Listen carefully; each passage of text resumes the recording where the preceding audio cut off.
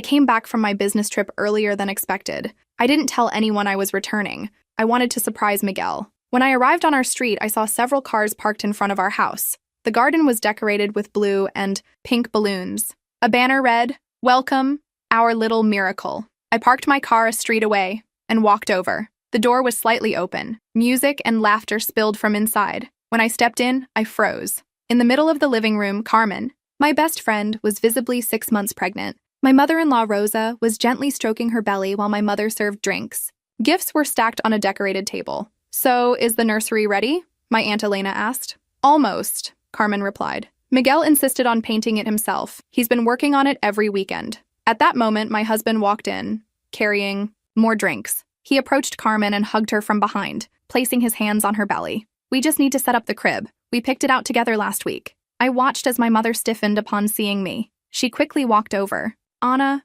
we weren't expecting you today," she whispered, grabbing my arm. "Let's go outside. We need to talk." I pulled away from her grasp. "Talk about what? About how my husband got my best friend pregnant while I was working in another country?" Chatter in the room died down. Carmen was the first to notice me. Her face turned pale. Miguel stood frozen, his hands still on her belly. "Anna," he began. "Don't you dare." I cut him off. "How long have you been cheating on me?" No one answered. My father, standing in a corner, couldn't even look me in the eye. "I can explain," Carmen said, taking a step forward. "We didn't want you to find out like this." "Oh? And how were you planning to tell me? After the baby was born, or when they turned 18? My mother-in-law stepped in. "Anna, please, think about the baby. Carmen doesn't need this stress in her condition." "Her condition?" I let out a humorless laugh. "The same condition I was. In 2 years ago when I lost my baby. Where was your concern then, Rosa?" The silence that followed was deafening. My mother tried again. "Honey, I know this is difficult." "Difficult for whom?" "For me, who worked nonstop for 9 months while my husband was sleeping with my best friend. Or for all of you who had to." "Keep up the charade." Miguel finally stepped away from Carmen. "Anna, can we talk privately? Don't make a scene." "A scene?" "No, Miguel. A scene would be telling everyone how you convinced me to take that overseas job. How you said we needed the money to start our family." I turned to Carmen. "Did he tell you that? Or did he say he was lonely and abandoned while his cruel wife chased her career?" Carmen started crying. "It wasn't like that. We didn't plan this." "Of course not. I suppose you just tripped and fell pregnant by my husband. These things happen, right?" The guests began shifting uncomfortably. Some grabbed their bags ready to leave. My father finally spoke up. "Anna, calm down. You're upset." "Upset? No, Dad. I'm perfectly calm. In fact, I'm grateful." My mother frowned, confused. "Grateful?" "Yes, because now I see everyone for who they really are. My husband, the liar. My best friend, the traitor. And my family, the cowards who chose to protect this lie instead of me." I walked over to the gift table and grabbed one at random. "This one's yours, Mom. You bought a nice gift for your son-in-law's mistress's baby." "Anna, please," my mother pleaded. I tore the wrapping paper open. It was a white baby outfit with blue details. "How thoughtful. I hope you kept the receipt." Miguel stepped forward, trying to take the gift from my hands. "Enough, Anna. You're making a fool of yourself." "Making a fool of myself?" "No, Miguel. You did that all on your own, getting my best friend pregnant while I was paying all the bills." My mother-in-law stood up, outraged. "This is too much. Miguel was just looking for the happiness you couldn't give him. Always busy, always working." "You're right, Rosa. I was too busy working to pay the mortgage on the house where your son was sleeping with my friend." I looked around the room. Every familiar face now looked like that of a stranger. "You know what? You can keep the house, the furniture, the gifts. But Miguel, I suggest you get a good job because you won't have access to my money anymore." "What are you talking about?" he asked, turning pale. "I'm talking about how, while I was overseas, I wasn't just working. I was also consulting a lawyer. I have proof of every penny I spent on this house, on you, on our marriage." I walked out of that house without looking back. My hands were shaking. My breathing was erratic, but I refused to break down in front of them. They didn't deserve to see my tears. I walked away, ignoring the curious stares from the neighbors, who had probably heard every word of the scene that had just unfolded. I got into my car and slammed the door shut. My hands gripped the steering wheel so tightly that my fingers turned white. My vision was blurred, but I refused to cry. I started the engine and just drove. No destination, no direction, just getting away from that nightmare. My phone was flooded with messages, missed calls from my mother, texts from Miguel, even Carmen. "Please, Anna, we need to talk. This wasn't supposed to happen this way. You don't understand the whole situation." Oh, I understood. I understood perfectly. I understood that while I was working to support my home, my family, my marriage, they were together. I understood that every time Miguel called me saying he missed me, it was a blatant lie. I understood that every time Carmen said she was busy and couldn't talk, it was because she was busy with him. A bitter taste filled my mouth. Disgust at myself for not seeing it sooner. After driving for a while, I pulled into the parking lot of a random hotel. I needed a place to breathe. I wasn't going back to that house that now stood as a monument to my humiliation. I walked to the front desk and booked a room for a few days. The receptionist gave me a strange look, probably because of my disheveled appearance, but handed me the key without asking questions. The moment I stepped inside the room, I locked the door and collapsed onto the bed. Only then did the weight of everything crush me. I curled up, hugging myself, and let the tears fall. Tears of rage, of disgust, of a deep suffocating pain that squeezed my chest. But I couldn't stay like this forever. I had to do something. The next morning, I went straight to my lawyer's office. He already knew about my situation and had all the necessary documents ready to ensure that I got out of this mess with as little damage as possible. I want to start the process today, I said firmly. Divorce, property division, everything. And I want it to be clear that Miguel won't see a single cent of my money. He nodded. You have more than enough evidence to contest any claim he might make. The house is in your name. All the expenses were covered by you. He has no rights to anything. I took a deep breath. Good. Then let him find out the hard way. I walked out of the office feeling an odd sense of relief. For the first time in a long time, I felt like I was in control of my own life. My phone buzzed. Miguel. I ignored it. Minutes later, a message popped up. We need to talk. Please, Ana. I only responded with, talk to my lawyer. Days passed, and the calls and messages didn't stop. Until one afternoon, while I was having coffee at a cafe near the hotel, someone approached my table. Miguel. He looked awful. Deep. Eye bags, messy hair, but I felt no sympathy. Ana, please. He sat across from me without being invited. I didn't want you to find out like that. I crossed my arms. Oh, but how did you want me to find out? With an invitation to the baby shower? He ran a hand over his face, exhausted. This isn't how I wanted things to happen. I made a mistake. A mistake? Getting my best friend pregnant was a mistake? No, Miguel. It was a choice. You chose to sleep with her. You chose to lie to me. You chose to let everyone cover for you. He lowered his head. I was lonely, Ana. You were never here. You were always traveling, always busy with work. I let out a bitter laugh. And why was I busy, Miguel? Because I was the one paying for our damn house. While you sat at home doing nothing. He said nothing. You want to know the most ironic part? I continued. I took that job because I thought we were building something together. I made sacrifices, thinking it was for a greater good. But while I was working myself to exhaustion, you were screwing my best friend. He looked at me, desperate. I know I messed up, Ana, but can't we fix this another way? I leaned forward, staring directly into his eyes. We are fixing it. My lawyer has already filed for divorce. You won't get a cent from me. And as for that child, I hope you're a good father because I want you out of my life. Ana, please. It's over, Miguel. I stood up and walked away without looking back. It didn't take long for the news to spread. My real friends, the ones who hadn't betrayed me, stood by my side. And my family? Oh, they tried to reach out. My mother called me multiple times, trying to justify everything. We didn't want to hurt you, sweetheart. It was complicated for all of us. You need to forgive. Forgive? No. I moved on. Over time, I rebuilt my life. I left that hotel and bought myself a new apartment. I focused on my career, my future. And Miguel? Well, he soon realized that life wasn't so easy without the comfort I had provided. A few weeks later, I received another message. Can we talk? I miss you. I laughed, deleted the message without replying, and for the first time in a long time, I felt free. When I finally received confirmation that Miguel had been officially served with the divorce papers, I knew his real nightmare was just beginning. He tried to contact me in every way possible. He called me dozens of times a day, sent endless messages, even showed up at places he knew I frequented. But I didn't answer. I didn't give him a chance. I refused to let him manipulate me. One night, as I was returning to my apartment, I found my mother waiting outside. Ana, we need to talk. I rolled my eyes. I already knew exactly what this was about. We have nothing to talk about. Miguel is desperate. You're taking everything from him, she said, outraged, as if I were the villain in this story. I crossed my arms. Oh, now he's the victim. Honey, he made a mistake, but that doesn't mean you should ruin his life. I let out a humorless laugh. He ruined my life, Mom. He cheated on me, got my best friend pregnant, and all of you covered for them. And now you have the nerve to tell me that I'm being cruel? She sighed, reaching for my hand, but I pulled away. What you're doing to him. This isn't right, Ana. Anger burned in my chest. Oh, you want to talk about what's right? Was it right for me to pay for the mortgage alone while he was screwing my best friend? Was it right that I worked my ass off while he played the perfect husband? Now he gets to deal with the consequences. She looked at me like I was a monster. He has nowhere to go. I shrugged. Not my problem. She shook her head in disbelief. I didn't raise you to be this way, Anna. And I didn't expect my own mother to take the side of a cheating bastard. I turned around and walked into my building without looking back. Days passed, and Miguel's situation only got worse. Since I was the one who had paid for everything, he was now drowning in bills.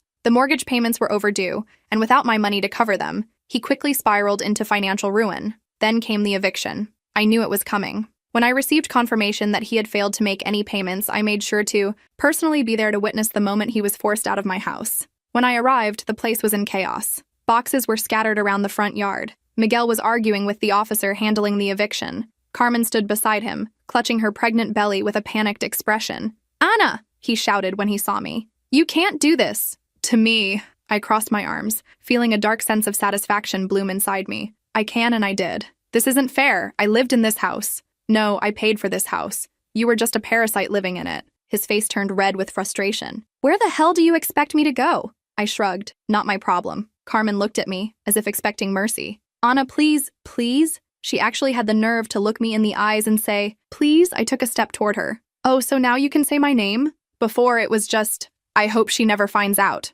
wasn't it? She lowered her head. "It wasn't supposed to be like this. But it is. And now you and Miguel have to deal with it." Miguel ran his hands over his face, looking exhausted. "You don't have a heart." I tilted my head. "Funny, because you sure loved that heart when it was paying all your bills." He opened his mouth to argue, but shut it again. The officer approached. "Time's up. You need to vacate the property now." Miguel's expression turned to sheer panic. He looked around, realizing that he was out of options. He grabbed a box and slammed it onto the ground. "You just want to see me destroyed, don't you?" I leaned in closer, meeting his gaze without a trace of pity. "Yes." He clenched his jaw and stormed away, Carmen trailing after him. I stood there, watching, as he left, broke, homeless, and powerless. In the following days, my entire family turned against me. My aunts called me. My mother showed up at my apartment again. Even my father, who usually stayed out of things, tried to intervene. "Anna, he's sleeping on your mother-in-law's couch. Don't you think this has gone too far?" "No, Dad, I don't. Carmen is pregnant.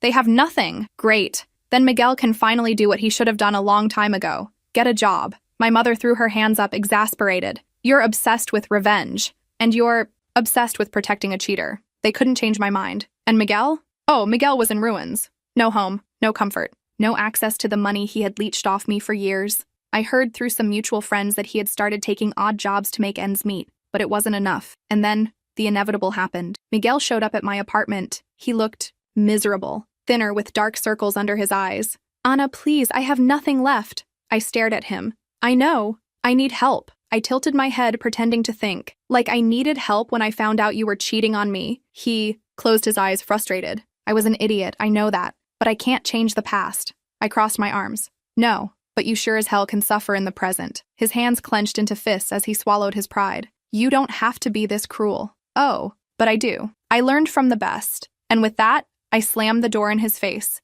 And for the first time in years, I felt at peace. Miguel was finally experiencing what life was like without me. And me, I was finally free. Time passed, and just as I had predicted, Miguel sank even deeper. No home, no money, no comfort. He had gone from a spoiled, dependent husband to a desperate man, hopping from job to job just to keep himself afloat. And me, I moved on. I didn't feel sorry for him. In fact, every time I heard about another disaster in his life, I felt a twisted sense of satisfaction. It was a sweet taste of justice, of knowing that everything he had done to me was coming back to him. And then, I heard the best news I had received in months. Carmen filed for divorce. I found out through an acquaintance, one of the few people who still dared to talk to me after everything that had happened. She ran into me at a cafe, hesitated for a moment, then smiled slightly before dropping the bombshell. She left him. I blinked. "What?" "Carmen. She filed for divorce. And she wants alimony." The laugh escaped before I could stop it. A loud, genuine, from-the-gut laugh. "Are you serious?" I asked, still laughing. Dead serious. Miguel can't hold a stable job, and she doesn't want to be the one supporting him. Oh, the irony was delicious. Carmen, the woman who had sworn Miguel was her one true love, the one who clung to him like a parasite while I worked to pay for everything, had now done to him exactly what he did to me, left him when he was no longer useful. And she wants alimony? I asked, still grinning. Yeah, she claims he promised to take care of her. And now that she has a baby, she needs financial support. I couldn't stop laughing. "Please tell me Does Miguel even have money to pay her? My acquaintance smirked. No, and I lost it. Miguel hadn't just lost everything I had given him. Now even the woman he betrayed me for was financially screwing him over. Karma had come for him, and this time, he had no one left to leech off of. I have to see this. The following week, I made sure to accidentally show up at a place I knew Miguel still frequented. A rundown bar we used to go to, one of the only places he could still afford. He was sitting at the counter, looking like a ghost of his former self. Thinner, dark circles under his eyes, his beard unkempt, and of course a cheap beer in his hand. I walked in slowly, taking my time, and sat 2 seats away. He noticed me immediately, his face tightening. "What do you want?" he muttered, his voice rough and tired. "Nothing," I said, picking up my own drink. "Just enjoying the view." He sighed heavily. "Are you happy now?" I took a sip, savoring the moment. "Yes, very," he scoffed, shaking his head. "You think this is funny?" "Miguel, I think this is hilarious. You threw our marriage away for Carmen, and look at you now. She left you. She took whatever little you had left." He ran a hand over his face, clearly exhausted. "You don't understand." "Oh, I understand perfectly. Tell me, how did your great love fall apart so quickly?" He went quiet for a long moment before staring at his empty glass. "She said she couldn't be with someone who had nothing to offer. Funny, right? That's exactly what you said about me." He shut his eyes, his jaw tightening. "You don't get it, Anna." "Oh, but I do. You were only good enough for her when you were convenient. Now that you can't provide the comfortable life she wanted, she threw you away like garbage." He didn't argue, because he couldn't. I stood up, ready to leave. "You know what's the best part? You deserve every bit of this." And I walked out, leaving Miguel to drown in his own misery. After that day, I cut off everyone connected to my past. I distanced myself from my family, the hypocritical aunts who kept telling me to forgive, my mother, who insisted I had gone too far. I owed nothing to any of them. The only person I owed something to was myself. And so I started over. I rebuilt my life from scratch, bought myself a new apartment, just for me, sold everything that reminded me of that pathetic chapter of my life, donated some things, burned others. Miguel and Carmen were erased. Went out more, met new people, enjoyed life without carrying dead weight on my back. For the first time in years, my life was mine. And while I moved forward, Miguel kept falling apart. Months later, I heard that he had tried to appeal the divorce ruling, claiming that he deserved alimony instead. Of course, the judge laughed in his face and denied everything. I also found out that Carmen kept draining whatever tiny bit of money he had left. And me? I had never felt better. The world was finally how it should be. I was free, and Miguel was getting exactly what he deserved. I came home by surprise and heard my husband telling his friends that he kissed my best friend secretly at our wedding. They all laughed at me. Before continuing the story, let us know in the comments which city you're watching from. Don't forget to subscribe to the channel, hit the notification bell so you won't miss more stories, and leave your like on the video. I balanced the bakery box carefully as I fumbled for my keys, grinning at the thought of his face when he saw the cake. 3 layers, chocolate ganache, the works. I'd taken a half day off work, driven across town to that fancy bakery he loved, spent way too much money. But it was his birthday, and I wanted it to be perfect. The front door was unlocked. I frowned, pushing it open quietly. He must have come home early, too. Then I heard it. Laughter.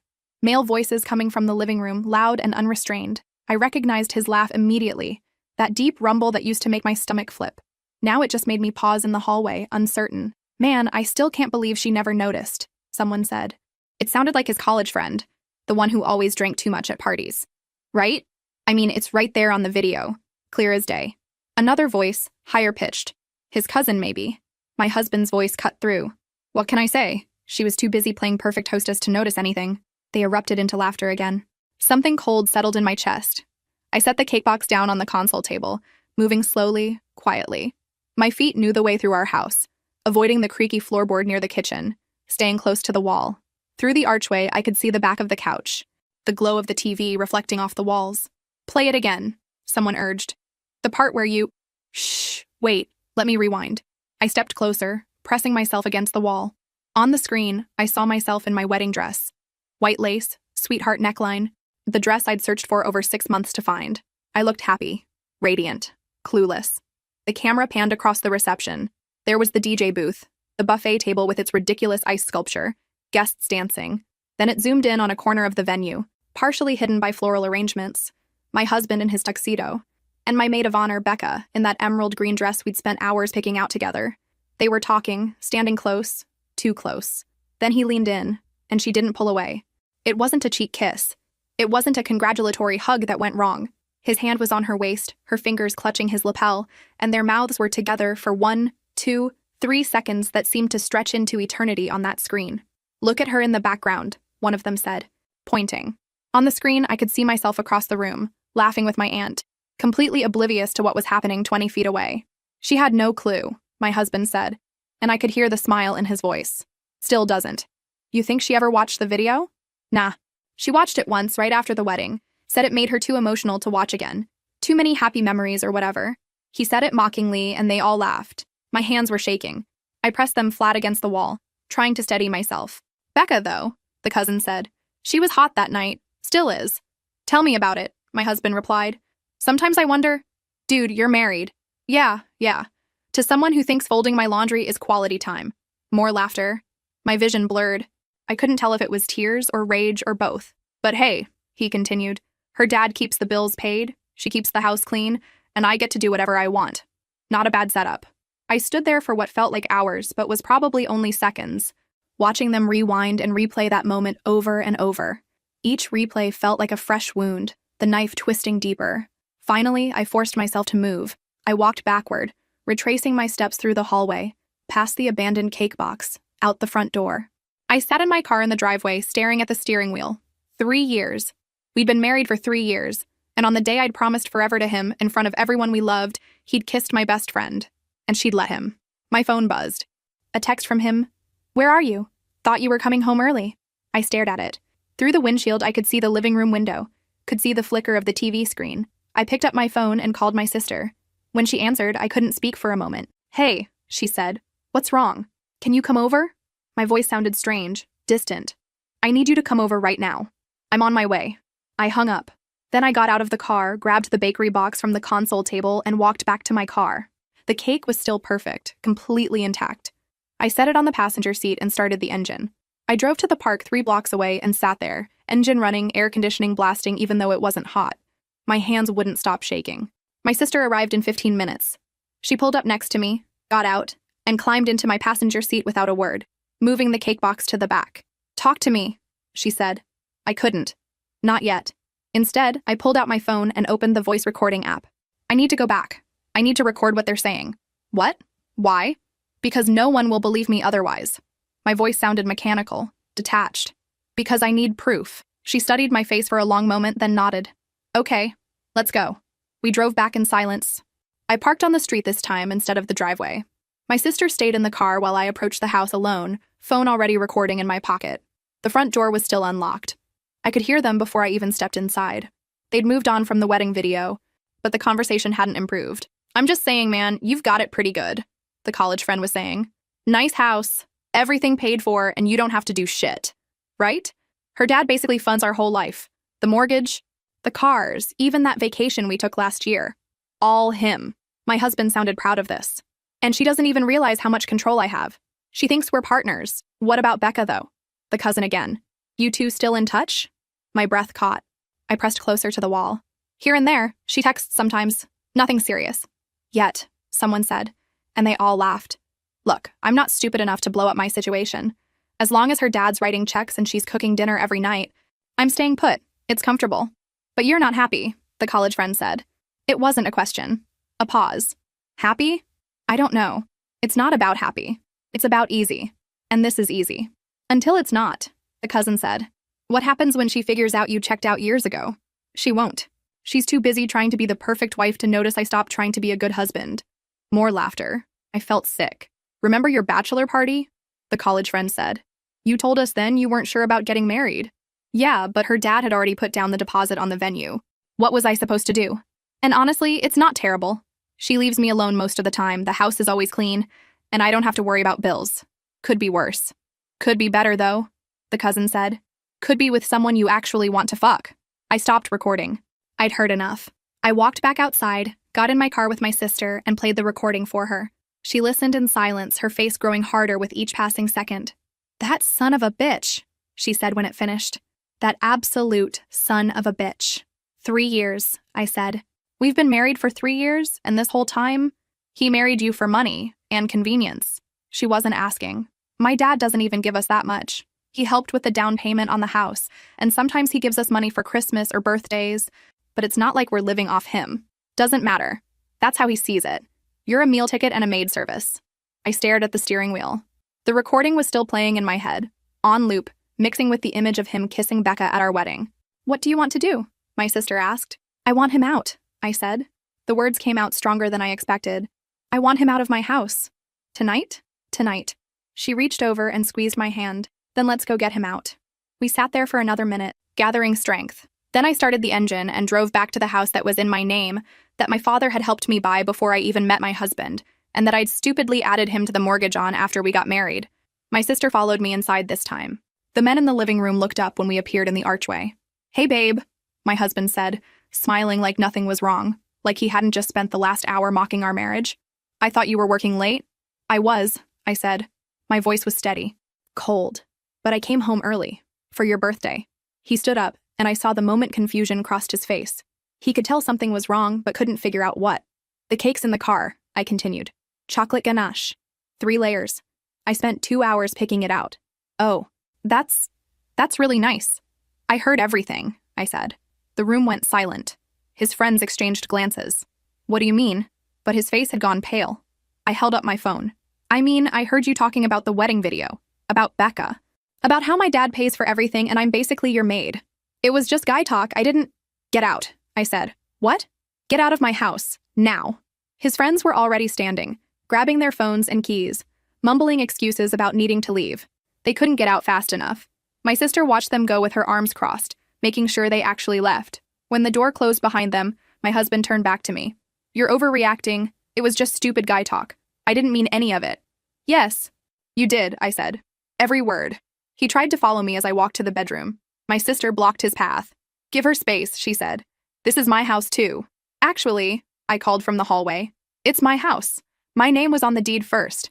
You got added to the mortgage, but the deed is still primarily mine. I pulled suitcases from the closet and started throwing his clothes inside. Shirts, pants, shoes, everything within reach. I wasn't being careful. I wasn't folding anything. I just wanted him gone. He appeared in the doorway. Stop. Can we just talk about this? There's nothing to talk about. I didn't look at him. You made it perfectly clear how you feel. You're here for convenience and money. Well, the convenience is over. I was venting. I was being an idiot. You know how guys are when they get together. I know how you are, I said, finally meeting his eyes. You kissed Becca at our wedding. His face went blank. That was nothing. It was 3 years ago. It was our wedding day. And you never told me. Because it didn't mean anything. It was stupid. We were drunk. It was 1 second.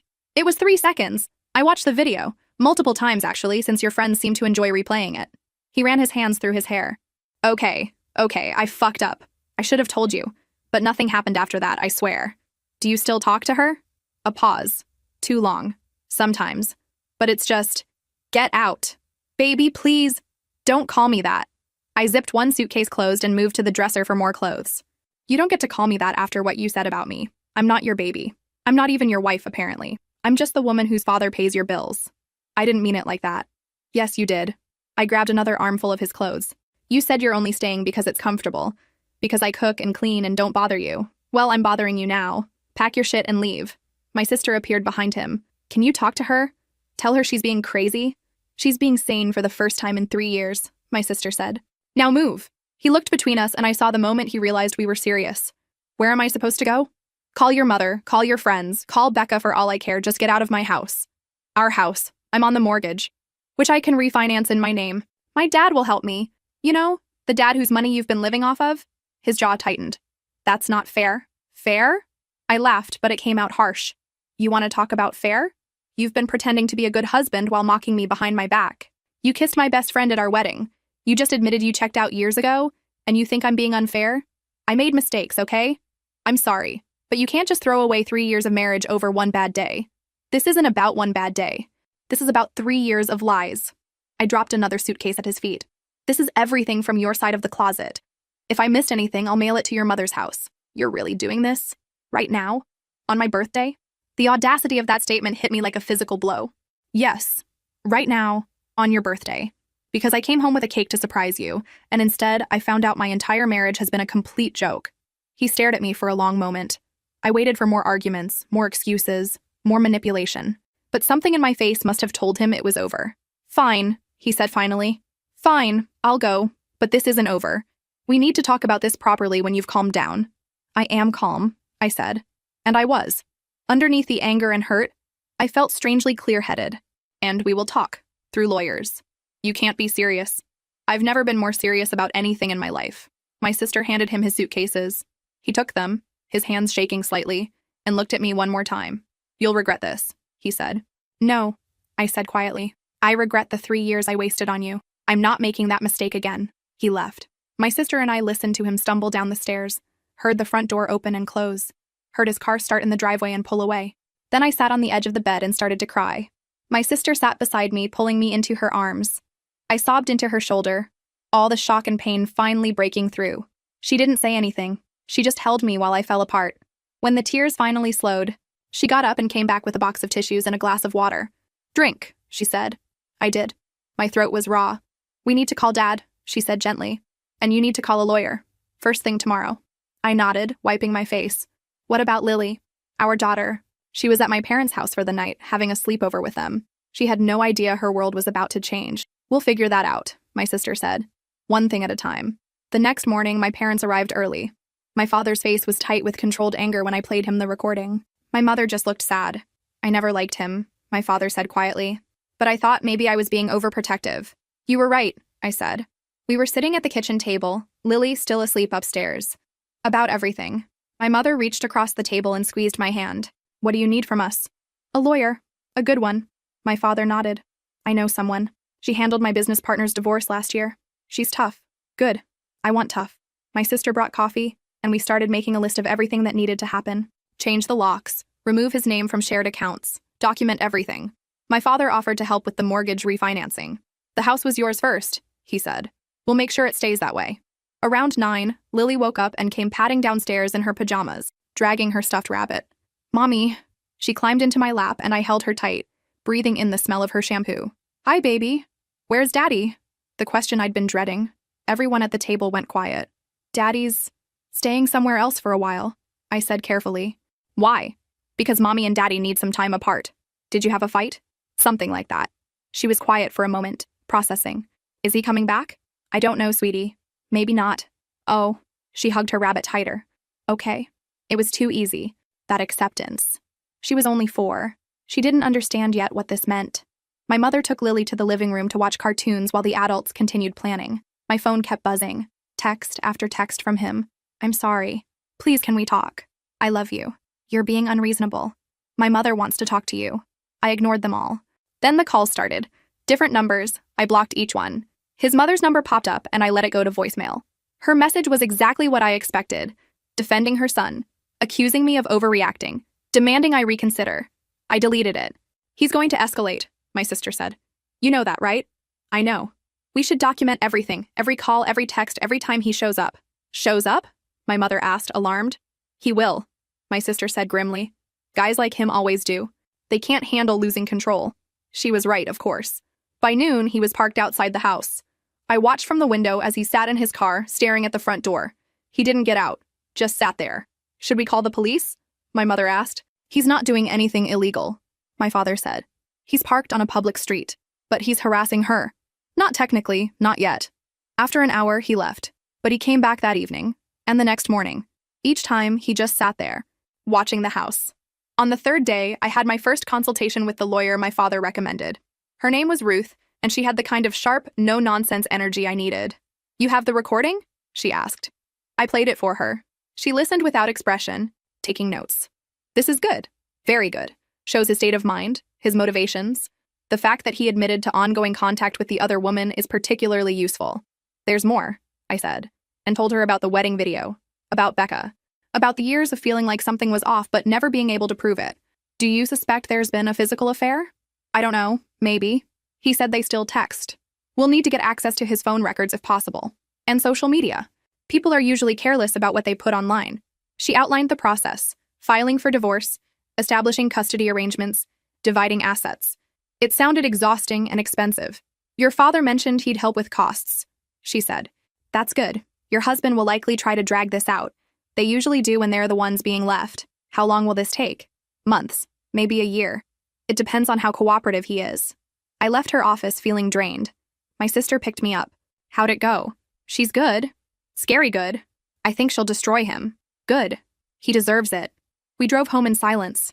When we pulled into the driveway, I noticed something on the front porch. A bouquet of roses with a card that read, "I'm sorry. Please give me another chance." I picked them up and dropped them directly into the trash can by the garage. A week after I kicked him out, Becca called. I stared at her name on my phone screen for 3 rings before answering. Part of me wanted to let it go to voicemail, but another part needed to hear what she had to say. "Hello. Oh my God. Finally." Her voice was breathless, relieved. "I've been trying to reach you for days." "I know. Listen, I heard what happened." He called me, completely distraught. "I felt like I needed to check on you." The audacity. "You felt like you needed to check on me?" "Yes. I know you must be going through a lot right now, and I just wanted to say that I'm here if you need to talk."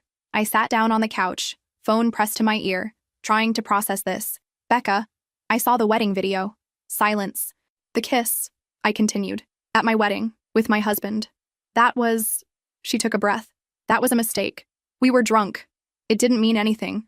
Everyone keeps saying that. But you know what? I don't believe it anymore. It's the truth." "Is it? Because he said you two still text, that you're still in touch." Another pause. Longer this time. "We're friends, that's all. Friends don't kiss at their friend's wedding." "It was 3 years ago. Are you really going to hold one stupid mistake against me for the rest of our lives?" "One stupid mistake?" "Becca, you were my maid of honor. You stood next to me at that altar.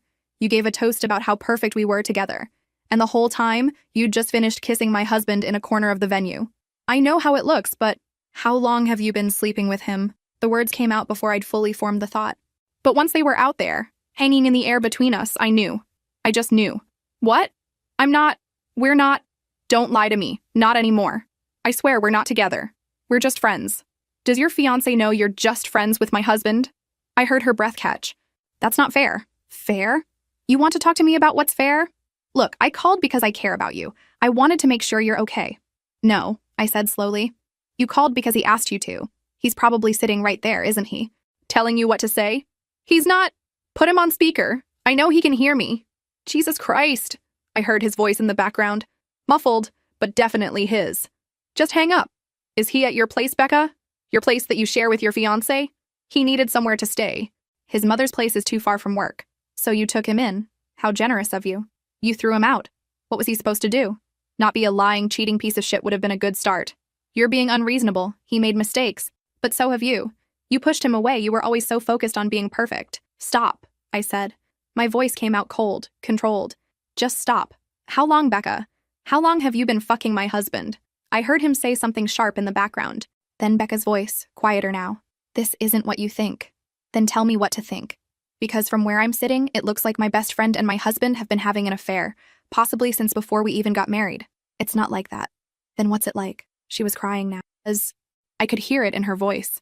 "I never meant to hurt you. Neither of us did." And there it was. The confession I'd been waiting for. "How long?" I asked again. 2 years, she whispered. A little over 2 years. 2 years. While I was pregnant with Lily. While I was home alone with a newborn. Exhausted and overwhelmed. While I was making dinners and folding laundry and trying to be a good wife and mother. They were together. "Does your fiancé know?" "No, and you can't tell him. Please." "Why not? He deserves to know the truth. Because it would destroy him. And it's over now anyway. We ended it." "When?" "Last week. When you kicked him out. We both agreed it was wrong, that we needed to stop. You ended a 2-year affair last week because I finally caught on. How noble. I know you're angry. I'm past angry. Becca, I'm somewhere else entirely. Somewhere cold and clear where I can see exactly what you are. What he is. And what you've both done to me. I'm sorry." She was sobbing now. "I'm so, so sorry. I never wanted this to happen. It happened. No, you chose this. Both of you. Every single day for 2 years you chose to betray me." I hung up. My hands were shaking, but not from sadness. From rage. Pure, crystalline rage. I immediately opened my contacts and found what I was looking for. The number for Becca's fiancé. We'd met a few times at parties, exchanged pleasantries. He seemed like a decent guy. He deserved to know. But my hand hovered over the call button. Was this revenge? Was I doing this to hurt her the way she'd hurt me? Or was I doing it because it was the right thing to do? Maybe both. And maybe that was okay.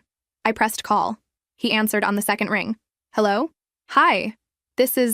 We met at Becca's birthday party last year. I was married to her friend." "Oh yeah. Hi. Is everything okay?" No, I said. No, it's not. And I think you deserve to know why.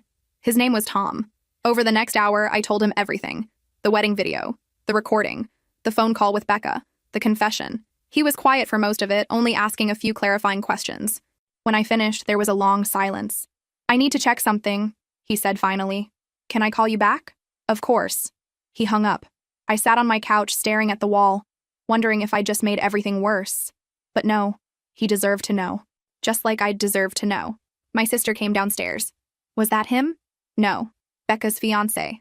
I told him about the affair. Her eyes widened. Wow, how'd he take it? Hard to say. He's checking something. He said he'd call back. She sat beside me. You did the right thing. Did I? Or did I just blow up 2 relationships because I'm angry? They blew up their own relationships. You just told the truth. An hour later, Tom called back. His voice was different now. Harder. I found them. Found what? Messages. She has a second Instagram account. I never knew about it. Private. I went through her phone while she was in the shower. He laughed bitterly. I know that's terrible, going through someone's phone. But I'm glad I did. What did you find? Everything. 2 years of messages, photos. They weren't even careful. There are pictures of them together in hotels, restaurants, messages talking about how they wished they could be together, how they were planning to leave us both eventually. My stomach dropped. Planning to leave us? That's what they said. Once Lily was older. Once I'd paid off more of Becca's student loans. They had it all figured out. I felt sick. Can you send me screenshots? Already did. Check your email. I opened my laptop with shaking hands. The email was there with a dozen attached images. I clicked through them, each one worse than the last. Pictures of them kissing, his hand on her waist. A selfie in a hotel room, both of them in bathrobes. Messages that made my skin crawl. I can't wait to wake up next to you every morning. Soon. Just a little longer and we'll have everything we want. She suspects nothing. Neither does he. There was one from when I was 8 months pregnant. I know this is hard, but think about our future. Once the baby's here and things settle down, we can figure out our next move. And his response, I know, I just hate lying to her. But you're worth it. I closed the laptop before I could read more. I'm leaving her, Tom said. Tonight, I already packed a bag. I just wanted to wait until I talked to you to thank you for telling me. I'm sorry. I know this isn't easy. It's better than living a lie. At least now I know the truth. He paused. Are you going to be okay? Eventually. I have my daughter, my family. That's enough. If you need anything, testimony for court, witness statements, whatever, I'm here. Thank you. Really. After we hung up, I forwarded the screenshots to my lawyer. Then I just sat there, staring at nothing, trying to process the depth of their betrayal. They'd been planning this for years. They'd looked at me, at Tom, at Lily, and decided we were all acceptable collateral damage in their love story. My phone buzzed. A text from him. What did you do? Becca's fiancé just showed up and took all his stuff. She's hysterical. This is your fault. I typed back. No, this is your fault. And hers. I just told the truth. You vindictive bitch. I screenshot the message and sent it to my lawyer, then blocked his number. Again. 5 minutes later, another text from a different number. You destroyed Becca's life. Are you happy now? Block. Another number. My mom's right about you. You're a cold, heartless... Block. They kept coming. Friends' numbers. His cousin. People I barely knew. All of them defending him, attacking me. I blocked every single one and finally turned off my phone entirely. My sister found me in the kitchen an hour later, crying into a cup of cold coffee. They're all texting me, I said. Everyone's saying I'm the villain, that I ruined everything. They're idiots. They don't know the truth. But what if they're right? What if I should have just kept quiet? Tried to work it out? She grabbed my shoulders. Listen to me. You did nothing wrong. Nothing. He cheated. She cheated. They lied to you for years. And when you found out, you made the choice to walk away. That's not vindictive. That's self-respect. Then why do I feel so awful? Because you loved him. Because you trusted her. And they both betrayed that. It's okay to feel awful. But don't let them make you feel guilty for refusing to be their doormat anymore. I nodded, wiping my eyes. She was right. I knew she was right. But it still hurt. Lily started asking more questions after the first week. When is Daddy coming home? I don't know, sweetie. Does he not love us anymore? That one broke my heart. Daddy loves you very much. This isn't about you. This is between Mommy and Daddy. But why can't he come home? Because sometimes adults need to live in different places. It doesn't mean he doesn't love you. She seemed to accept this, but I noticed changes. Small things at first. She became more clingy, following me from room to room. She had trouble sleeping, waking up in the middle of the night crying. I'd find her in the hallway, standing in the dark. Bad dream? I'd ask. She'd nod and climb into bed with me, curling into my side like she used to when she was smaller. Her preschool teacher called me in for a meeting 2 weeks after he moved out. "We've noticed some behavioral changes," she said gently. We were sitting in tiny chairs meant for 4-year-olds, surrounded by finger paintings and alphabet posters. Lily's been more aggressive with the other children. Yesterday, she pushed another little girl off the swing. She pushed someone? Yes. And when I asked her why, she said the girl was being mean, but the other teachers and I didn't see any conflict before the push. She just did it. I felt a wave of guilt. We're going through a separation, her father and I. I'm sure that's affecting her. The teacher nodded sympathetically. That makes sense. These situations are always hard on children. Has she talked to anyone about it? A counselor, maybe? Not yet, but I'll look into it. That might help. And in the meantime, we'll keep an eye on her here. Try to give her some extra support. That night, I sat Lily down for a talk. Your teacher said you pushed another girl today. She looked down at her hands. She was being mean. What did she do? She said her daddy takes her to the park every day. And I said my daddy doesn't live with us anymore, and she laughed. Oh, that wasn't nice of her to laugh. So I pushed her. I understand why you were upset. But pushing isn't okay. Even when people aren't nice to us. Why doesn't daddy live with us anymore? We'd been over this, but she needed to hear it again. And probably 100 more times before it really sank in. Because mommy and daddy were having problems. Adult problems. And we decided it would be better if we lived in different houses. Was it because of me? My heart clenched. No, baby, not at all. This has nothing to do with you. Did I do something bad? No. You're perfect. This is about mommy and daddy. Not about you. She was quiet for a moment. Does daddy still want to see me? Yes. Of course he does. The truth was, I didn't know. He'd been so focused on harassing me, on trying to manipulate me into taking him back, that he'd barely mentioned Lily. No requests to see her, no asking how she was doing, just text after text about how unfair I was being, how I was ruining his life. But I couldn't tell Lily that. Not yet. When can I see him? Soon. We're working it out. That seemed to satisfy her, at least for now. But as the days went on, I saw more changes. She stopped playing with her favorite toys. She picked at her food. One morning, I found her sitting in the closet, hugging her stuffed rabbit. What are you doing in here? Hiding. From what? I don't know. I pulled her out and held her. She felt so small, so fragile. This was my fault. Not the separation, that was necessary. But the timing, the way it happened, the chaos. I'd been so focused on my own pain that I hadn't fully considered how this would affect her. That afternoon, I called a child therapist. The earliest appointment was in 2 weeks. Meanwhile, he started using Lily as a weapon. Text messages. She must miss me so much. You're keeping me from my daughter. I want to see Lily. You can't keep her from me. My lawyer says I have rights. You're violating them. I forwarded everything to my lawyer, who responded with a calm, measured email. Don't engage. Document everything. We'll address custody in court. But it was hard not to engage when he showed up at Lily's preschool one afternoon, trying to pick her up. The director called me immediately. Your husband is here. He's saying he has the right to take Lily home. My blood ran cold. Don't let him. I'm on my way. I got there in 10 minutes, breaking probably half a dozen traffic laws. He was in the office, arguing with the director. I'm her father. You can't keep me from her. We need to follow the proper procedures, the director said firmly. Only authorized guardians can pick up children. I'm authorized. I'm on the list. Actually, I said from the doorway, I had him removed from the list yesterday. He spun around. You can't do that. I can. And I did. You're not taking her anywhere without a court order. His face went red. You're poisoning her against me. You're using our daughter as a pawn. I'm protecting her. There's a difference. The director stepped between us. I'm going to have to ask you both to leave. This isn't appropriate behavior in front of the children. I just want to see my daughter, he said, and his voice cracked. For a moment, he almost sounded sincere. Almost. Then go through the proper channels, I said. Get a lawyer. File for custody. But you're not showing up here and taking her without warning. He left, but not before shouting loud enough for half the school to hear. This isn't over! I knew it wasn't. It was just beginning. The harassment escalated after the preschool incident. He started showing up everywhere. At the grocery store when I was shopping. In the parking lot when I left work. Sitting in his car outside the house at random hours, just watching. None of it was technically illegal. He was always on public property, never threatening, never getting too close.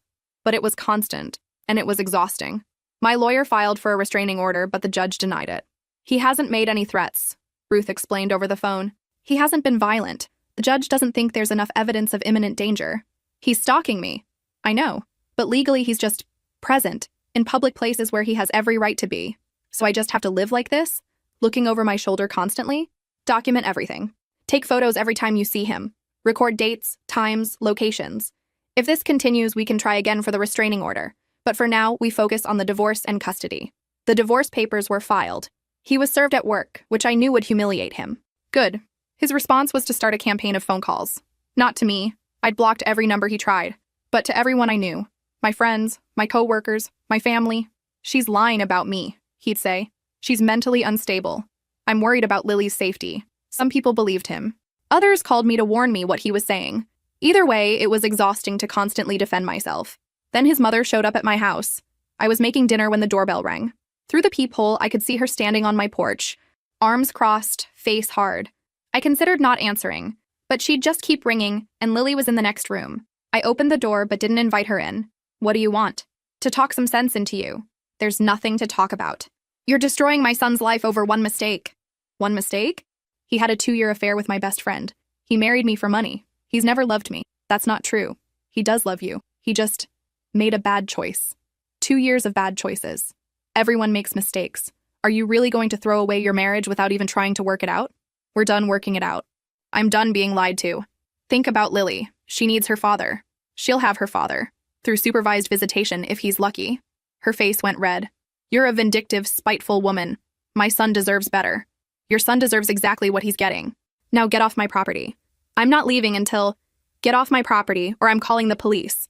She left, but not before leaving a string of insults in her wake.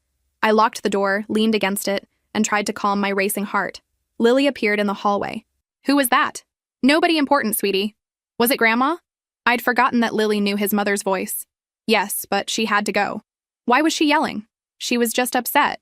It's okay now. But it wasn't okay.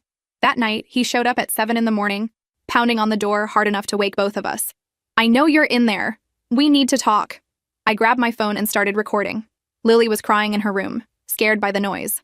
Leave or I'm calling the police, I shouted through the door. This is my house too. You can't keep me out. I absolutely can. This is my property and you're trespassing. I just want to see my daughter. I called 911. There's a man pounding on my door. He's my estranged husband, and I've asked him to leave multiple times. The dispatcher asked if he'd made any threats. He hadn't. She said they'd send someone out, but it wasn't an emergency, so it might be a while. By the time the police arrived 20 minutes later, he was gone. We can file a report, the officer said. But without a restraining order, there's not much we can do. He's not committing a crime by knocking on the door. He was pounding on it, screaming. He scared my daughter. I understand, ma'am, but legally our hands are tied. You need to go through the courts. I took Lily to my parents' house that day and stayed there for the rest of the week. I couldn't be in my own home, constantly waiting for him to show up again. My father changed the locks while we were gone, added a security camera at the front door, installed motion sensor lights. If he comes back, we'll have video evidence, he said. That might help with the restraining order. Sure enough, 2 days after I returned home, he was back, standing on the sidewalk staring at the house. The camera caught everything. Then he started leaving things, flowers on the porch, letters pushed through the mail slot. A teddy bear for Lily, left on the doorstep with a note that read, Daddy misses you. I gave everything to my lawyer, who added it to the growing file of documentation. This is good, Ruth said. It shows a pattern of harassment and boundary violation. We'll use this in the custody hearing. The custody hearing was scheduled for 3 weeks out. In the meantime, I had to figure out how to keep living my life while he inserted himself into it at every opportunity. The breaking point came when he showed up at my office. I was in a meeting with my boss and 2 coworkers when the receptionist buzzed. There's someone here to see you, says he's your husband. My stomach dropped. Tell him I'm not available. He's insisting. He says it's urgent. Call security. But before security could arrive, he pushed his way past the receptionist and into the conference room, his mother trailing behind him. We need to talk, he said, holding up his phone. I have something you need to hear. My boss stood. Sir, you can't be here. This is a private meeting. I'm her husband. We need to talk. I'm calling security, my boss said, reaching for the phone. Wait, just listen. He pressed play on his phone, and his own voice filled the room, sobbing. Actually sobbing. I'm sorry. I'm so sorry. I know I messed up. I know I hurt you. But please give me another chance. I love you. I've always loved you. I can't live without you. It was a recording he'd made of himself crying, a manipulation tactic, and he was playing it in front of my coworkers. I felt my face burn with humiliation. Security arrived and escorted him out. His mother followed, shouting about how I was ruining him, how I was heartless. My boss looked at me with concern. Are you okay? I'm so sorry. I didn't know he'd. Don't apologize. This isn't your fault. She paused. Do you need to take the rest of the day? I wanted to say no, to push through, to prove I could handle it. But the truth was, I couldn't. Not right then. Yes. Thank you. I drove home in a daze. My phone was ringing constantly, him, from different numbers. His mother, his friends. I turned it off completely. When I got home, there was a letter from his lawyer tucked into the mail slot. I opened it with shaking hands. He was suing me for custody, 50-50 split, and he was demanding spousal support. The audacity of it took my breath away. After everything he'd done, the cheating, the lying, the harassment, he wanted me to pay him. I forwarded it to Ruth, who called me back within an hour. This is a Hail Mary, she said. He knows he's losing, so he's throwing everything at the wall to see what sticks. Can he actually get custody? Not 50-50. Not after everything we've documented, but he might get supervised visitation. And the spousal support? That's laughable. He makes decent money. You make slightly more, but not enough to justify support. And given his behavior, no judge is going to award that. So this is just to scare me? Exactly. He wants you to panic and give in to some compromise. Don't. We're going to court, and we're going to win. I wanted to believe her, but I was so tired. Tired of fighting, tired of looking over my shoulder, tired of explaining to Lily why Daddy couldn't come home. That night, Lily crawled into bed with me again. Mommy, are you sad? A little bit, baby. Is it because of Daddy? Yes. I'm sad too. I held her close. I know, but it's going to get better, I promise. I just hoped I was right. Tom posted about the affair 3 days before the custody hearing. I didn't see it at first. I'd been avoiding social media, too exhausted to deal with the constant drama. But my sister called me at 8 in the morning, her voice urgent. Have you seen it? Seen what? Tom's post. It's everywhere. I opened my laptop and went to his profile. The post was long, detailed, and devastating. After months of suspicion and gaslighting, I finally have proof. My fiancé has been having an affair for 2 years with her best friend's husband. I trusted her completely. I was planning to spend my life with her. Instead, I discovered she's been lying to me every single day, planning a future with someone else while using me to pay off her student loans. I'm sharing this not for sympathy, but because I believe people deserve to know the truth about who they're dealing with. Attached are screenshots of their messages, showing the depth and duration of this betrayal. The screenshots were all there. The hotel photos, the planning messages, the conversations about leaving us both, everything. The post had been shared hundreds of times already. Comments flooded in, most of them supportive of Tom, condemning Becca and my husband. My phone started ringing. Friends who'd seen it, family members, people I hadn't talked to in years, all reaching out to say they'd seen the post. They couldn't believe it. They were so sorry. I felt violated all over again. Not because Tom had posted it. He had every right to tell his story. But because now my private pain was public knowledge. Everyone knew. Everyone was talking about it. My husband's social media accounts disappeared within an hour. Deleted entirely. Becca's went private, but not before people screenshot her last few public posts and circulated them with commentary. My sister came over with coffee and pastries. How are you holding up? I don't know. Part of me is glad it's out there. But part of me just wants to hide. You have nothing to hide. You didn't do anything wrong. I know. But everyone's going to be looking at me differently now. At work, at the store, everywhere. I'm going to be that woman whose husband cheated with her best friend. Better than being the woman who stayed with him despite knowing. She had a point. By noon, the post had gone viral. Local news sites picked it up. A relationship blogger wrote an entire article analyzing the messages. People were messaging me directly, strangers offering support or asking for my side of the story. I ignored all of it. Ruth called that afternoon. Have you seen the social media post? Yes. This is actually good for us. It establishes a public record of the affair, which supports our custody case. It also shows community awareness of his behavior. Will the judge care about social media? Judges are people too. And while they won't make decisions based on Facebook posts, it does establish context. It shows this isn't just your word against his. Other people know about the affair now. There's documentation. The next 2 days were a blur of phone calls, messages, and unwanted attention. People I'd gone to high school with were commenting on the situation. Coworkers were extra gentle with me, tiptoeing around like I might break. My husband tried to call from his mother's phone. I didn't answer. He sent an email. You did this. You told Tom everything, and now he's destroyed both our lives. I hope you're happy. I forwarded it to Ruth without responding. Becca sent a message too. I can't believe you told him. You ruined everything. I've lost my job, my friends, my reputation. Was it worth it? Was your revenge worth destroying my entire life? I blocked her. The truth was, I didn't feel triumphant. I didn't feel vindicated. I just felt tired. The day before the hearing, my father took me out for coffee. "How are you really doing?" he asked.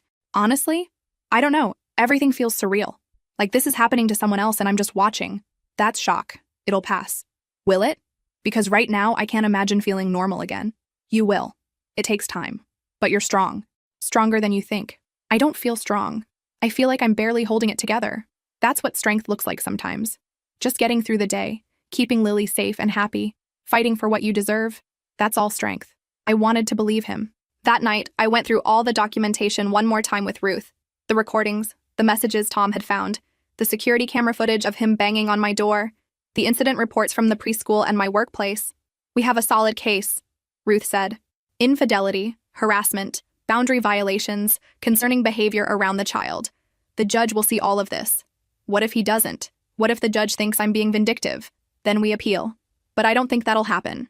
You've been calm, measured, and focused on Lily's well-being throughout this. He's been erratic and aggressive. The contrast is clear." I slept terribly that night, running through every possible scenario in my head. What if I said the wrong thing?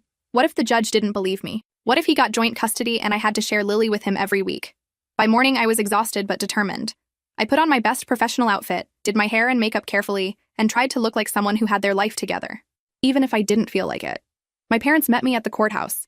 My sister couldn't come. Someone needed to watch Lily, but she texted me every 5 minutes with encouragement. "You've got this. He's an asshole and everyone knows it. The judge will see through his bullshit. I'm proud of you." I held on to those messages like a lifeline as I walked into the courtroom, ready to fight for my daughter and my future. I ran into Becca at the grocery store 2 days after the hearing. I was pushing my cart through the produce section, Lily sitting in the front seat chattering about the different colors of apples, when I saw her at the end of the aisle. She saw me at the same moment. We both froze. For a second, I considered turning around, pretending I hadn't seen her, but she was already walking toward me, her face desperate. "Please," she said. "Can we talk?" "No. Just 5 minutes. That's all I'm asking." "There's nothing to say." "There's everything to say. I need to explain." "You already explained. You had an affair with my husband for 2 years. You planned a future together. You used both me and Tom. What else is there?" Lily looked up, confused. "Auntie Becca?" My heart sank. I'd forgotten that Lily still knew her as Auntie, still associated her with fun times and presents and laughter. Becca's eyes filled with tears. "Hi, sweetie. Why doesn't Auntie Becca come over anymore?" Lily asked me. "Because Auntie Becca and Mommy aren't friends right now." "Why not?" "Because..." I struggled to find age-appropriate words. "Because she did something that hurt Mommy's feelings very badly." "Did she say sorry?" Out of the mouths of children. "Yes, but some things are too big for sorry to fix." Becca wiped her eyes. "I am sorry. I know you don't believe me, but I am. I never meant for any of this to happen. But it did happen. You chose to make it happen. Every day for 2 years. I know. And I hate myself for it. I've lost everything. My relationship, my friends, my reputation. People at work won't even look at me. I'm probably going to have to move just to get away from the judgment. That's what happens when you betray people." "I know. But please, can you at least try to understand? It wasn't planned. We didn't wake up one day and decide to hurt you. It just happened. We fell in love. Don't." My voice came out sharp. "Don't romanticize what you did. You didn't fall in love. You made a choice. Multiple choices. To lie, to sneak around, to plan a future while pretending to be my friend. But we did love each other. That has to count for something. It counts for nothing. Because whatever you felt for him, it wasn't worth more than your friendship with me. Or Tom's trust. Or my marriage. Or Lily's sense of security." I gestured to my daughter, who was watching our conversation with wide, confused eyes. "She's 4 years old and she's in therapy because her father disappeared from her life. Because you and he decided your feelings were more important than anyone else's. That's not fair. None of this is fair. But I didn't make it unfair. You did. Can I at least talk to him? Tell him No, you don't get to be anywhere near him. And honestly, I hope he realizes what you are before he makes the same mistakes with you that he made with me. That's cruel. That's honest. You two deserve each other. Both selfish, both willing to lie to get what you want. I hope you're very happy together. We're not together. We ended it. Good. Then maybe you'll both learn something from this mess." I turned to push my cart away, but Lily reached out toward Becca. "Bye, Auntie Becca."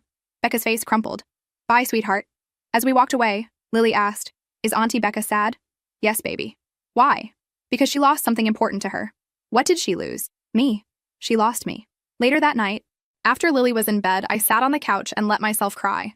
Not because I missed Becca, I didn't, but because I was grieving the friendship I'd thought we had, the person I'd thought she was.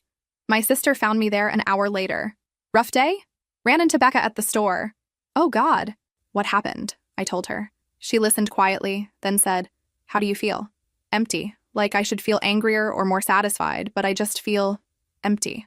That's normal. Confrontation isn't as cathartic as people think it'll be. She wanted me to understand. To forgive her, I think. Do you? Understand? Maybe. I can understand how affairs happen, how people rationalize bad choices. But forgive? No. Not now. Maybe not ever. That's okay too. You don't owe her forgiveness just because she wants it. I know. But Lily asking about her, I shook my head. That hurt. Because Lily doesn't understand why Auntie Becca disappeared. She just knows another person she loved is gone. She'll understand when she's older. And until then, you're protecting her from someone who can't be trusted. I hope she doesn't end up with trust issues because of all this. She won't. Because she has you, and you're showing her what it looks like to have boundaries and self-respect. That's the most important lesson you can teach her. I hoped she was right. He showed up at my office again 3 weeks later. This time, security stopped him at the entrance. But not before he caused a scene in the lobby. His mother was with him again, and together they made enough noise that half my floor could hear them from the elevators. I just want to talk to my wife, he shouted. Ex-wife, I heard security say. And she's asked you not to contact her. You need to leave. This is harassment. She's keeping me from my daughter. My boss appeared at my desk. Is that him? Yes. Do you want to call the police, or should we? I'll do it. This is the second time. They need to know it's a pattern. I called 911, explained the situation calmly, and gave them the address. The operator said they'd send someone right away. By the time the police arrived, he'd escalated to trying to force his way past security. His mother was filming everything on her phone, probably planning to post it online as evidence of how I was victimizing them. The officers talked to him outside while I gave a statement to security. I showed them the previous incident reports, the custody agreement from court that clearly stated he was not to contact me directly, and the documentation of his pattern of harassment. We can arrest him for trespassing, one officer said. But that might make things worse. Or it might make him realize there are consequences for his actions. Fair point. We'll talk to him. If he shows up again, we'll press charges. They left. I went back to my desk, hands shaking, trying to focus on work but unable to think about anything except the confrontation. That afternoon, his lawyer sent my lawyer a letter. In it, they claimed I was denying him access to his daughter in violation of the custody agreement. They demanded immediate makeup visitation and threatened to file for contempt of court. Ruth called me as soon as she received it. Have you been denying him visitation? No. He has supervised visitation every Saturday at a neutral location. He's the one who hasn't shown up to half of them. I thought so. This is just posturing. They're trying to make you look bad before the final custody hearing. The final hearing was in 2 months. That's when the judge would make permanent decisions about custody, support, and the divorce itself. What do? We document his no-shows. Get statements from the supervisor. Show that you've been compliant with every court order while he's been erratic and non-compliant. This letter actually helps us more than it helps them. He also showed up at my office today. Again, with his mother. The police were called. Good. Get a copy of the police report. Add it to the file. Everything was evidence now. Every interaction, every violation, every incident. My entire life had become a legal case file. 2 days later, his lawyer sent another letter. This one demanding spousal support based on the difference in our incomes and the length of our marriage. I laughed when I read it. Actually laughed. He has a job, I told Ruth. A good job. He makes decent money. How can he possibly claim he needs support from me? He can't. But they're throwing everything at the wall to see what sticks. The judge will see this as frivolous, especially given his affair and the circumstances of the separation. So we just ignore it? We respond, but we don't panic. This is a negotiation tactic. They want you to offer a settlement just to make it go away. I'm not offering anything. Good. Neither am I. That weekend was his scheduled visitation. I brought Lily to the supervised visitation center, a neutral building with play areas and observation rooms. A social worker would watch the interaction and file a report. He was late. Lily waited in the playroom, asking every few minutes when Daddy would arrive. Soon, baby. But 20 minutes passed, then 30. Finally, 45 minutes after the scheduled start time, the supervisor came out. He's not coming. I've tried calling, but he's not answering. Lily's face fell. Daddy's not here? Not today, sweetie, but maybe next week. On the drive home, she was quiet. Then, softly, Daddy doesn't want to see me anymore. That's not true. He just had something come up. He always has something that comes up. She was right. This was the 3rd visit he'd missed in a row, and I had no excuse for him anymore. That night, she asked if she could sleep in my bed. I said yes, and we lay there in the dark, her small body curled against mine. Mommy? Yeah, baby? Is it okay if I don't miss Daddy anymore? My heart broke. Of course it is. You can feel however you feel. I used to miss him a lot, but now I just feel nothing. She was 4 years old and already learning to protect herself from disappointment by shutting down her feelings. I held her tighter. It's okay to feel nothing, and it's okay if you miss him again later. Feelings change. That's normal. Okay. She was quiet for a moment. Mommy? Yeah? I'm glad I still have you. I kissed the top of her head, tears sliding down my face in the darkness. I'm glad I have you too, baby. Always. The next day, Ruth filed a motion to document his pattern of missed visitations and to modify the custody agreement based on his unreliability. We're building a case that he's not invested in being a parent, she explained, that he's more interested in harassing you than in actually seeing his daughter. The judge will take that into account. What if he suddenly starts showing up to everything? Then we document that too. Show the pattern. Erratic, unpredictable, focused on manipulation rather than consistency. Either way, we're covered. I wanted to believe her. But I'd learned the hard way that the legal system moved slowly, and in the meantime, my daughter was the one suffering. The final custody hearing was on a Tuesday morning in late October.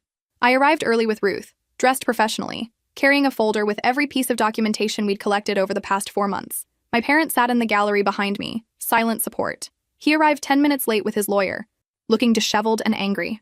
His mother tried to follow him in, but was told only parties and lawyers were allowed in the courtroom for this hearing. The judge reviewed our case file first. Page after page of evidence, the recording of him mocking our marriage, the wedding video showing him kissing Becca, Tom's screenshots of their affair messages, police reports from his workplace incidents, visitation supervisor reports documenting his missed appointments, the preschool incident report.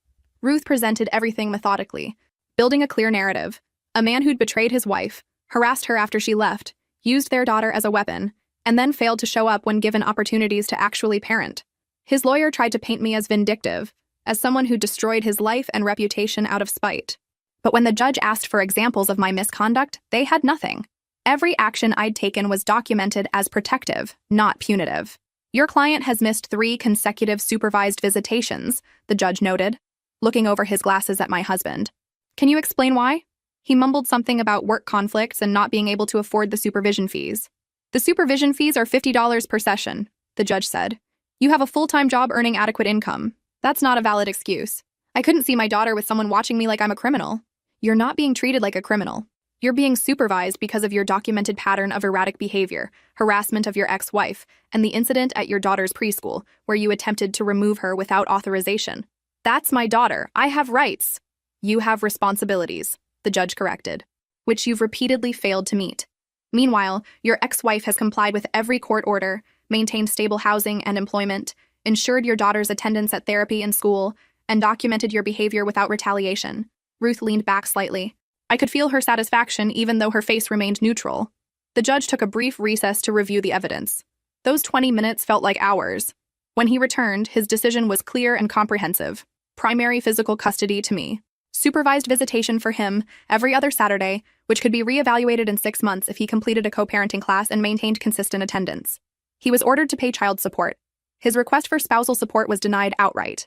A restraining order was granted, prohibiting him from contacting me except through approved channels regarding Lily, and from coming within 500 feet of my home or workplace. Furthermore, the judge added, any future violations of this order will result in immediate contempt proceedings and possible jail time. Do you understand? Yes, he said quietly. Good. This court finds that the child's best interests are served by stability and protection from conflict. The mother has demonstrated her ability to provide both. The father has demonstrated a pattern of behavior that is concerning and potentially harmful. Custody is awarded accordingly. When we left the courtroom, he tried to approach me in the hallway. Ruth stepped between us immediately.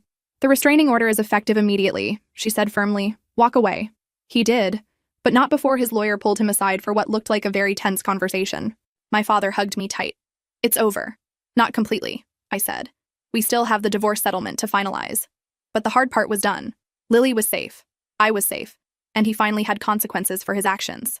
That evening, I picked Lily up from my sister's house and took her to the park. It was a beautiful fall day, the leaves turning gold and red, the air crisp, but not cold. How was your day with Auntie? I asked as she ran ahead to the swings. Good, we made cookies. I pushed her on the swing, watching her laugh as she went higher and higher. She looked happy, really happy. Not the forced happiness she'd shown in those first weeks after he left, but genuine joy. Mommy? Yeah, baby. Can we come here every Tuesday? Every Tuesday? Yeah, like this. Just you and me. Sure, baby. We can do that. She smiled and pumped her legs, soaring higher. This is my favorite place now. Mine too. Later, over dinner, I got a text from Tom. We'd stayed in occasional contact, united by our shared experience of betrayal. Saw the custody results. Congratulations. You deserve the win. Thanks. How are you doing? Better. Dating again, actually. Taking it slow, but it feels good to try. That's great. Really. You'll get there too, eventually. Maybe. Right now, I'm just focused on Lily and rebuilding. That's the right priority. Take care of yourself. You too. I set my phone down and looked at Lily, who was meticulously arranging her chicken nuggets by size.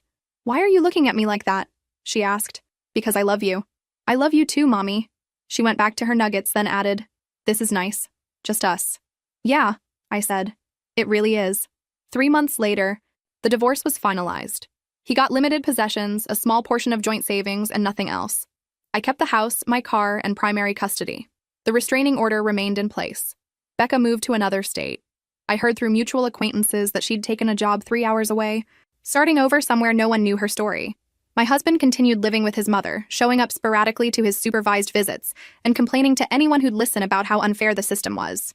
Tom got engaged to someone new, someone he'd met through work. He sent me a photo of the ring, and I was genuinely happy for him. Lily started kindergarten. Her therapy sessions dropped from weekly to monthly, then to as needed. The nightmares stopped. The clinginess faded. She made new friends, joined a soccer team, and slowly became herself again, or maybe became who she was always meant to be, without the weight of a dysfunctional home. My sister came over one Sunday for brunch. While Lily played in the backyard, we sat on the porch with coffee. You seem different, she said. Lighter. I feel lighter, like I can finally breathe.